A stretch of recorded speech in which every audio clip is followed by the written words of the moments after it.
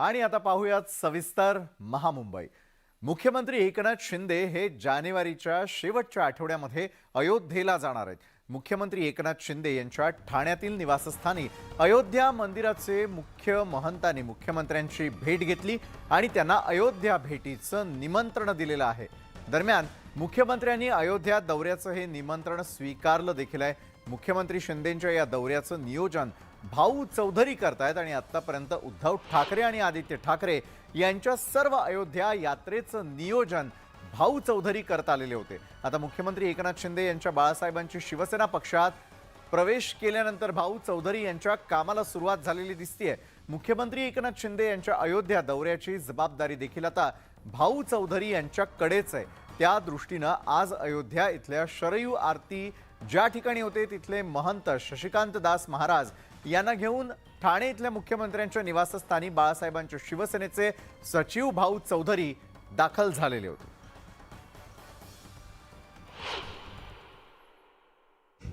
की त्यांची इच्छा आहे, अपेक्षा आहे की आम्ही अयोध्येला यावं आणि त्या ठिकाणी प्रभू रामचंद्राचं रामलल्लाचं दर्शन घ्यावं अशी त्यांनी या ठिकाणी मला निमंत्रण दिलेलं आहे। आणि खरं म्हणजे अयोध्या हा विषय जो आहे आमच्यासाठी फार जिव्हाळ्याचा आहे, एक श्रद्धेचा विषय आहे, भावनेचा विषय आहे आणि म्हणून नक्कीच आम्ही अनेक वेळा अयोध्येमध्ये गेलो।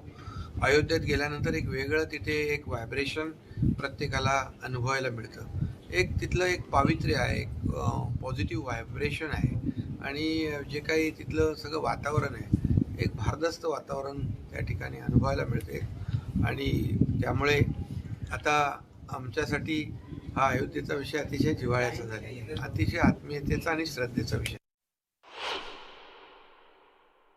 यही विचार करके हम इनके पास आए, शिंदे साहब के पास आए कि आप पुनः अयोध्या आएँ। अब तो आप महाराष्ट्र के मुख्यमंत्री के पद पर आसीन हैं, तो निश्चित रूप से आपका धर्म बनता है, आपका कर्तव्य भी बनता है। जिस तरह से आपने सदैव भगवान रामलला के लिए चिंतन किया, बाला साहेब ठाकरे जी के विचारधाराओं के लिए चिंतन किया, उसको आगे बढ़ाने का काम किया, हिंदुत्व की रक्षा की और हिंदुत्व को आगे बढ़ाने का कार्य किया, उसी तरह से मैंने निवेदन किया है कि आप श्री अयोध्या जी में आएँ।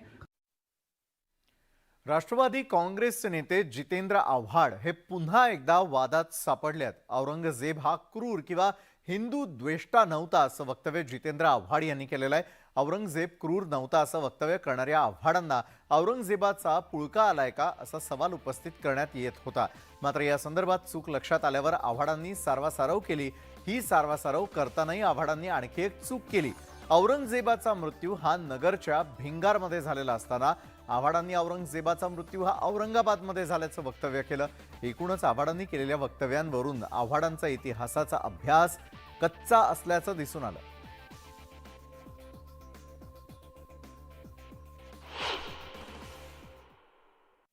त्यांना बहादूरगडावरती पहिल्यांदा नेण्यात आलं, त्यांचे डोळे काढण्यात आलं। बाजूला विष्णूचं मंदिर आहे।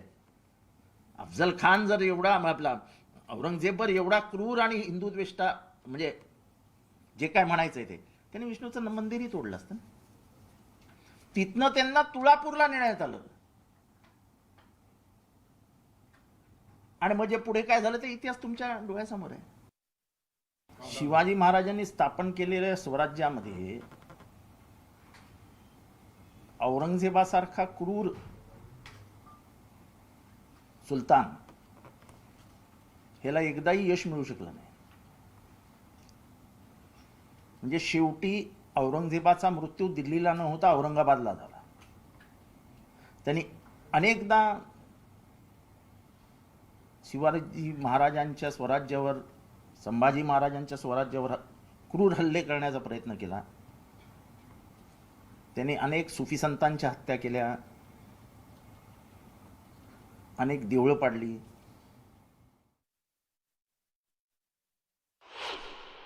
असं तर नवीन इतिहास लिहिलेला आहे। तर मी ह्या निमित्ताने एक सांगतो की तुम्ही म्हणाल तो इतिहास असं नाही चालणार। इतिहास जो आहे तो इतिहास, त्यामुळे तुम्ही काही म्हणा, तुम्ही जे म्हणता ते म्हणणारे थोडे, तुम्ही जे म्हणता ते दाखवणारे थोडे, पण तुम्ही जे म्हणताय चूक म्हणणारे करोडो लोक आहेत। निर्दयतेचं आणखी कोणतं उदाहरण राष्ट्रवादी पक्षाला हवंय? हे जे सगळं चाललंय ना, हे राष्ट्रवादी पक्षाचं ठरवून चाललंय.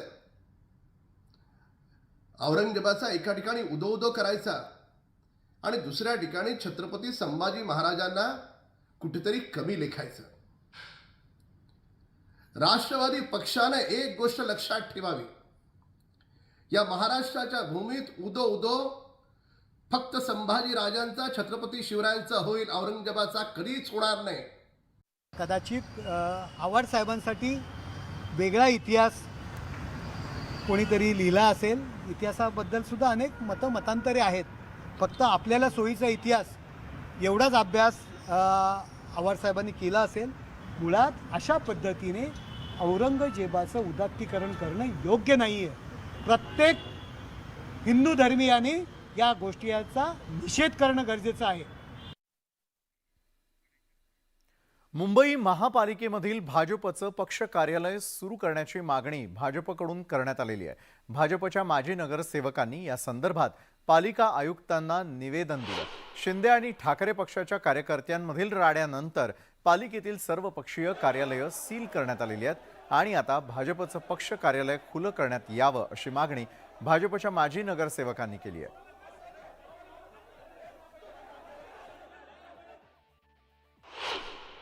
मुंबई महानगरपालिकेत आता बॉडी नसल्यामुळे, नगरसेवक नसल्यामुळे अनेक नगरसेवक हे मुंबई महानगरपालिकेच्या मुख्यालयात येतात. त्या ठिकाणी सगळ्यांना भेटतात आणि स्वतःच्या समस्या सोडवण्याचा प्रयत्न करत असतात.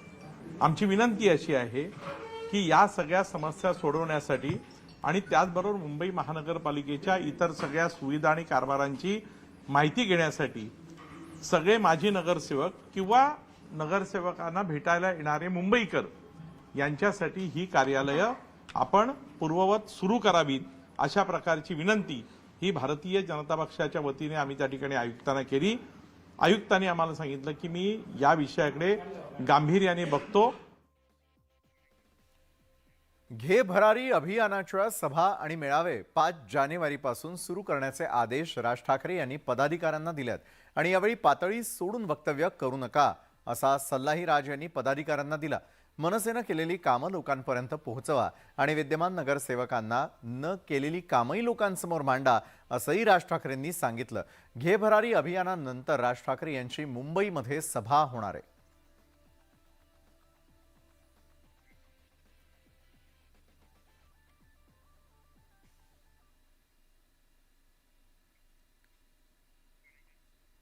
औरंगाबादमध्ये जे.पी. नड्डा यांच्या सभेला पंकजा मुंडे यांनी उपस्थिती लावली. मात्र अवघ्या 60 सेकंदात म्हणजेच 1 मिनिटातच पंकजा यांनी आपलं भाषण आटोपतं घेतलं.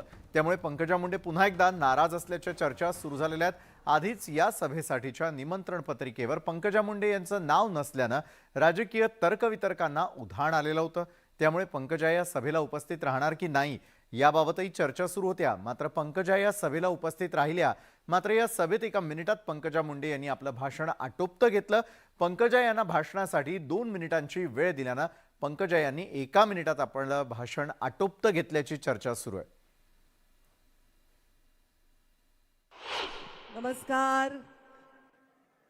आज आपल्या राष्ट्रीय अध्यक्ष जे.पी. नड्डाजी यांना ऐकण्यासाठी आपण सर्व आलेलो आहात आणि पक्षाचा आदेश शिरसावंद मानण्याचे संस्कार माझ्यावर झाल्यामुळे आदरणीय जे.पी. नड्डांच्या प्रोटोकॉलमध्ये जे भाषण होते त्यामध्ये जास्तीची अधिकची वाढ होऊ नये याची काळजी घेणं माझं कर्तव्य आहे. म्हणून मी आपला भाषणाचा वेळ बिलकुल आपला घेणार नाही. फक्त मी नववर्षाच्या सर्वांना शुभेच्छा देते आणि जे.पी. नड्डाजी हे नववर्षाच्या निमित्ताने पहिल्यांदा ज्या लोकसभा आपण कधीही लढलेलो नाही त्या लोकसभांना लढून जिंकण्याचा संकल्प घेऊन आपल्या शहरामध्ये आले आहेत. त्यांचा आपण सगळ्यांनी टाळ्या वाजवून, आत्ता हात वर करा, टाळ्या वाजवा आणि एक घोषणा माझ्या बरोबर द्या. भारतीय जनता पार्टीचा, भारत माता की. धन्यवाद. जय हिंद, जय महाराष्ट्र. दरम्यान नाराजीच्या चर्चा पंकजा मुंडे यांनी मात्र फेटाळून लावलेल्या आहेत. माझं नाव निमंत्रण पत्रिकेमध्ये असण्याचं कारण नाही, कारण हा लोकसभा मतदारसंघ माझा नाही म्हणून मी नाराज आहे म्हणणं हे देखील चुकीचं आहे असं पंकजा मुंडे म्हणाल्या. आमचे औरंगाबादचे प्रतिनिधी सिद्धार्थ गोदाम यांनी पंकजा मुंडेंशी केलेली बातचीत पाहूयात. भाजपचे राष्ट्रीय अध्यक्ष जे पी नड्डा यांची औरंगाबादमध्ये जाहीर सभा झाली आणि त्या ठिकाणी या सभेच्या निमंत्रण पत्रिकेमध्ये पंकजाताई मुंडे यांचं नाव नव्हतं. इथून राजकीय चर्चा सुरू झाली. स्टेजवर गेल्यावरही त्यांना फक्त 30 सेकंदाचा वेळ 30 ते 40 सेकंदाचा वेळ बोलण्यासाठी दिला आणि याच विषय बोलण्यासाठी माझ्यासोबत पंकजाताई आहेत. ताई, सर्वप्रथम मी तुम्हाला हा प्रश्न विचारेल की कशी वाटली सभा तुम्हाला, कारण भाजपने ही जागा कधी लढली नाही लोकसभेची, ती पहिली सभा होती आज. सर्वप्रथम मी असं सांगेन की आजचा जो कार्यक्रम आहे तो भारतीय जनता पार्टीचा राष्ट्रीय अध्यक्षांचा दौरा पूर्ण देशभर आहे आणि ह्याच्यामध्ये अशा जागा त्यांनी निवडल्यात लोकसभा ज्या आपण लढलो नाही आणि तिथे आपल्याला काय करता येईल जर लढावं लागलं किंवा आपल्यासोबत कोणी आलं तर काय कशी ताकद वाढवता येईल. त्यामुळे तो त्यांचा दौरा असल्यामुळे मी त्याला आले, कारण माझे राष्ट्रीय अध्यक्ष आहे, माझा प्रोटोकॉल आहे, मी राष्ट्रीय सचिव आहे आणि हे पत्रिकेचा जो आपण विषय मांडला ती पत्रिका काही मी पाहिलीच नाही मुळात, कारण मी कधी कुठे कार्यक्रमाला जाते तर अरे माझी पत्रिका बघू द्या, माझं बॅनर लागलं का, इतक्या छोट्या गोष्टीत कधीच लक्ष देत नाही. मी आले आणि त्यामुळे ह्या चर्चा ज्या आहेत त्या मला वाटतं म्हणजे अनावश्यक आहेत. सांगितलं भाषणातच मी पक्षाची सच्ची कार्यकर्ता असल्यामुळे पक्षाची शिस्त पाळणं माझं कर्तव्य आहे आणि हा राष्ट्रीय अध्यक्षांचा कार्यक्रम आहे. या कार्यक्रमाला त्यांना जास्तीत जास्त लोकांनी ऐकावं आणि त्यांच्या आणि लोकांच्या मध्ये आपण फार वेळ घेऊ नये, यामुळे मी माझं भाषण कमी ठेवलं आणि त्यांना शुभेच्छा दिल्या. तर हे मला वाटतं योग्य केलं मी, कारण त्यांच्यामध्ये जास्त गॅप न ठेवणं हे माझं कर्तव्य आहे. त्यांच्यासाठी प्रश्न अवघड असतील, कारण निमंत्रण पत्रिकेवर नाव नाही, भाषणासाठी वेळ दिला नाही, मात्र अगदी संयमाने पक्षाची जी शिस्त आहे, पक्षाची जी संस्कृती आहे त्याला मानणारे कार्यकर्ते म्हणून त्यांनी आज सगळी उत्तरं दिली. सुधीर जाधवसह सिद्धार्थ गोदाम, न्यूज 18 लोकमत, औरंगाबाद. अभिनेता सुशांत सिंग राजपूतच्या मृत्यूचं प्रकरण आता पुन्हा एकदा तापताना दिसतंय, कारण नितेश राणेंनी सुशांतचा मृतदेह नेतानाचा एक व्हिडिओ ट्विट केला आणि त्यामधून त्यांनी रूपकुमार शहांच्या वक्तव्यातून सत्य बाहेर येईल असं अधोरेखित देखील केलेलं आहे. नितेश राणेंच्या नव्या ट्विटनं खळबळ. सुशांतचा मृतदेह नेतानाचा व्हिडिओ ट्विट.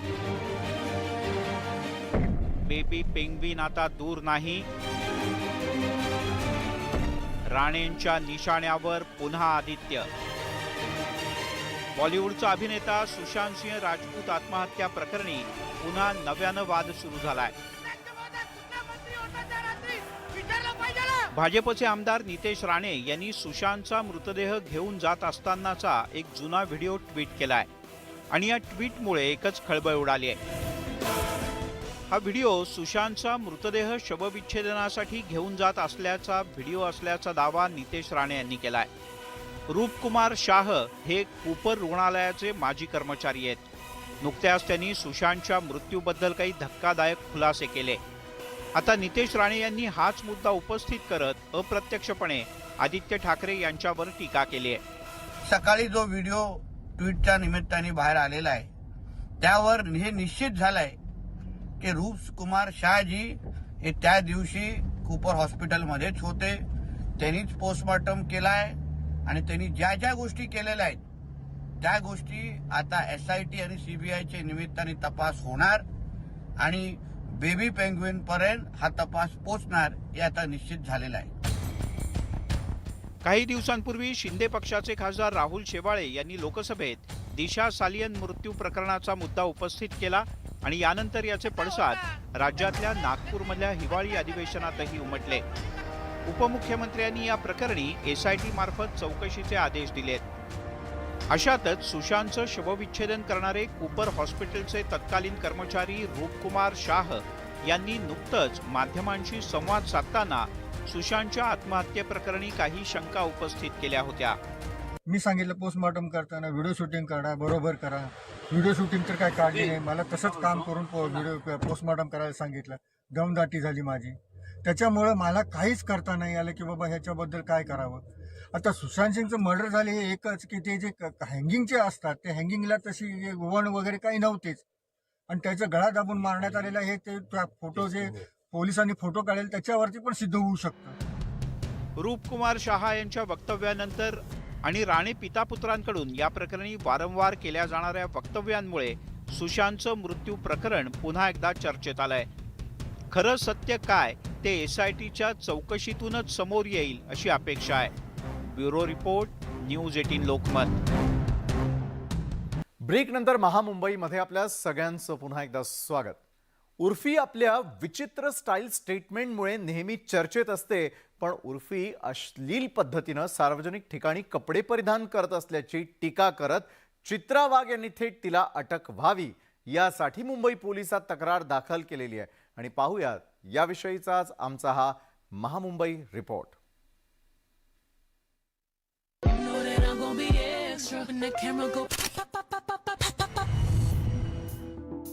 सोशल मीडियावर सातत्यानं सक्रिय असलेली उर्फी जावेद तिच्या फॅशन सेन्ससाठी कायम चर्चेत असते.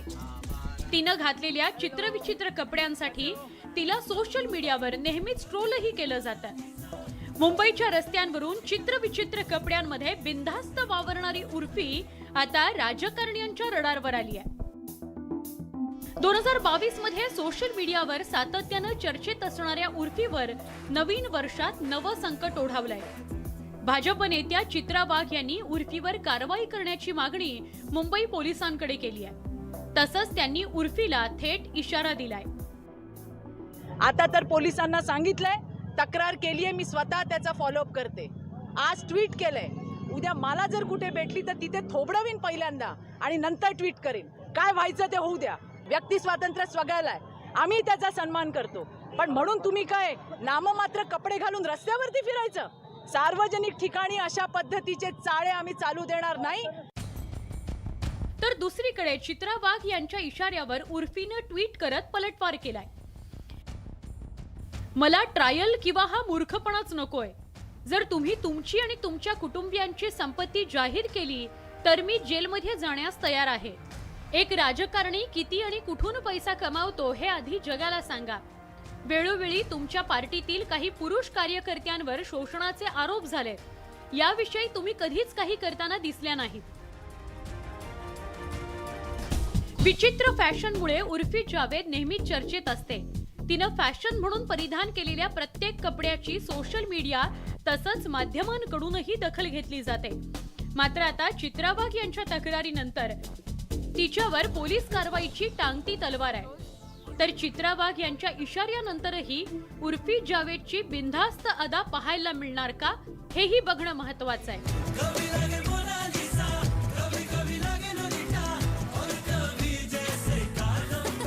शिक्षा सुधार समितीच्या वतीनं भिवंडी मनपा मुख्यालयासमोर आयोजित केलेल्या मेरी पाठशाला आंदोलनामध्ये पाठिंबा देण्यासाठी आलेल्या एका 14 वर्षीय विद्यार्थ्यानं पाकिस्तान जिंदाबादच्या घोषणा केल्याची धक्कादायक घटना सोमवारी दुपारी घडली आहे.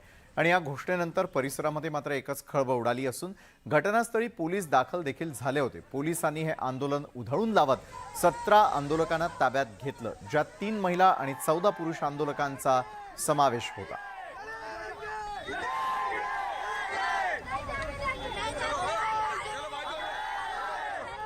आम्ही चौकशी करत आहोत. ते आंदोलनकर्त्यापैकी 14 पुरुष आणि 5 महिला यांना आम्ही ताब्यात घेतलेला आहे आणि पुढील कायदेशीर कारवाई करत आहोत. तो मुलगा जो घोषणा देणारा मुलगा आहे तो मायनर आहे 14 वर्षाचा. त्याच्याविरुद्ध तर गुन्हा दाखल करता येत नाही. त्याची तशी आम्ही स्टेशन डायरीला नोंद घेणार आहोत आणि त्याचा रिपोर्ट बाल न्यायालयाला पाठवला होता.